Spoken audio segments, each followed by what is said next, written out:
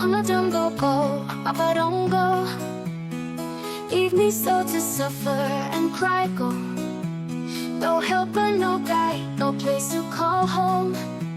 Now me alone, they carry this load alone. But now my story don't change. Rich man, come take me to his grave. My Journey to Motherhood, Part 2. Once upon a time, Chaik was eager to introduce Ifyananya to his family, excited to share the woman he loved with those he cared about. As they entered the family home, exchanging warm greetings with his relatives, Ifyananya's heart froze when her eyes landed on a familiar face.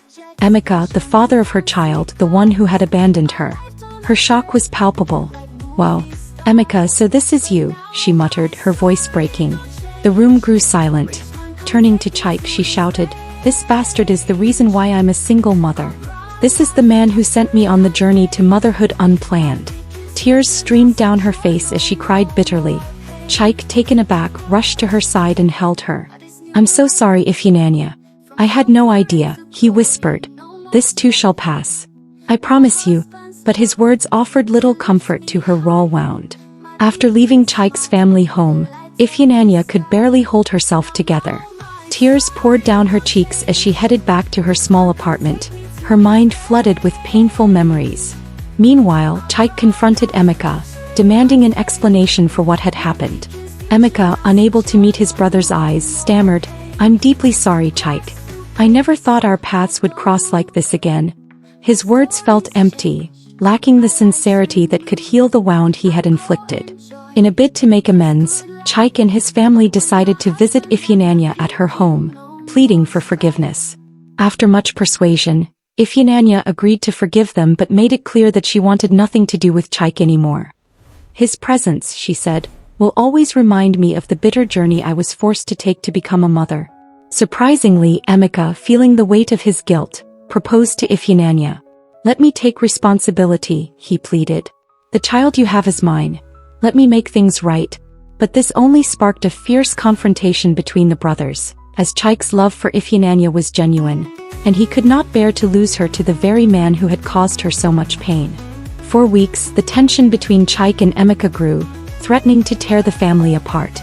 Despite the turmoil, Ifyananya decided to give Chaik another chance. He had proven his love for her, standing by her side even after learning the truth. But when Chaik's parents learned of this, they opposed it vehemently. This relationship, they argued, will only bring trauma to Chidinma and sow discord within our family. Crushed by the constant conflict, Ifyananya began to feel like a shadow of her former self. Yet life had another twist in store for her. While at the market one day, she met another man named Nkemjika, who was like Chaik, admired her strength and resilience.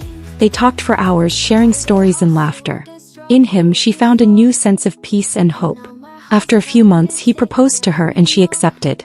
Ifyananya got married and moved abroad with her daughter Chidinma, leaving the painful memories behind.